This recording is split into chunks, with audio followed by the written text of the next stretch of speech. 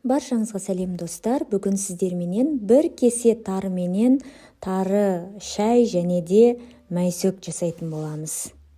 Тарымызды жақсылап жуып, тазартып аламыз. Су өте тарыдан өте кір сулар шығады. Сол судың барлығын ағарғанша қайта-қайта жуып, тазалап аламыз. Тазартылған тарымызды арнайы ыдыспенен газде 10 минут қайнатып пісіріп аламыз.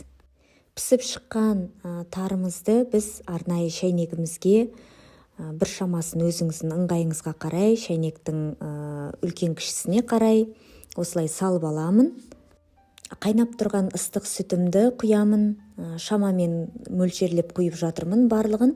Сосын әрі қарай үстінен тағы да бөлек демдеп қойған қызыл шайымды құям. Оны бөлек демдеп алдым, себебі менде құр шайым жаңағыдай уақталған құр шай болды. Егер пакетиктегі құр шайды пайдаланатын болсаңыздар, онда бөлек қажет емес, осының ішіне сала салуыңызға болады.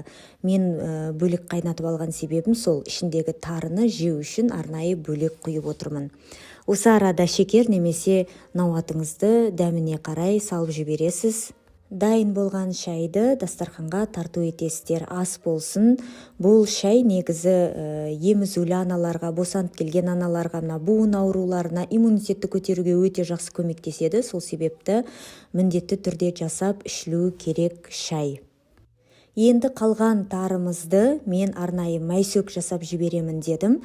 Қалған тарыны жаңағы кастрөлде қайта газге қойып, сүт құйдым үстінен, сүті тартылғанша тағы да бір шама қайнатып аламын.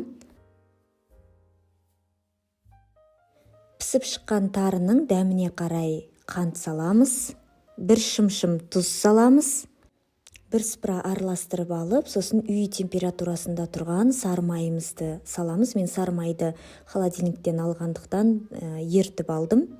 Осылай жақсылап бір келкетіп тағы да толығымен араластырып шығамыз. Дайын болған майсөкті кесемізге салып, тығыздап, тарелкаға орналастырамыз. Ас болсын, бұл өте дәмді әрі пайдалы тағамдардың бірі. Міндетті түрде үйлеріңізде шайға жасап көріңіздер.